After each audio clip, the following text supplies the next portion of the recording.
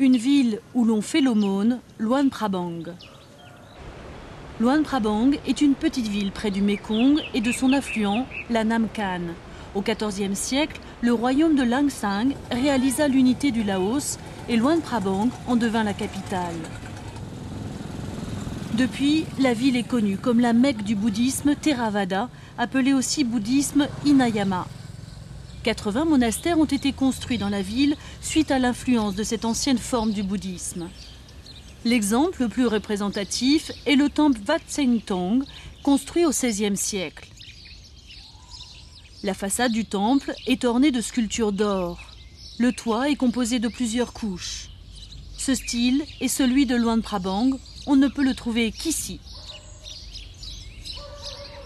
Sur la paroi arrière du temple, un impressionnant arbre de vie est représenté.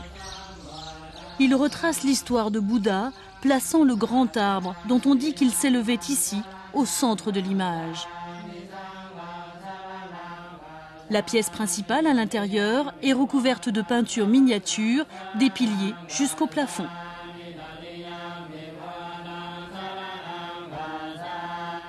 Environ 30 moines vivent ici, dans ce temple. Le plus jeune est ce garçon de 10 ans, Phua. Il apprend et accomplit les pratiques du temple en allant à l'école.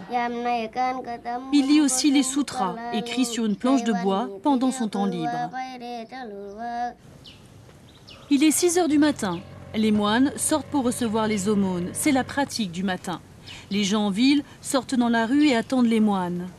Luang Prabang compte environ 16 000 habitants et 1200 moines, presque 10% de la population totale.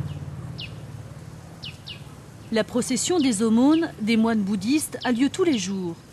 Les habitants sont de fervents pratiquants et ils mettent du riz gluant dans les bols à aumônes.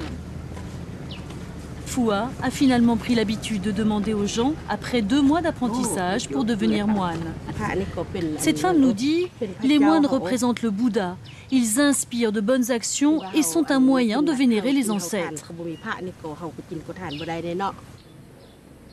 La nourriture reçue pendant leur procession constitue leur petit déjeuner.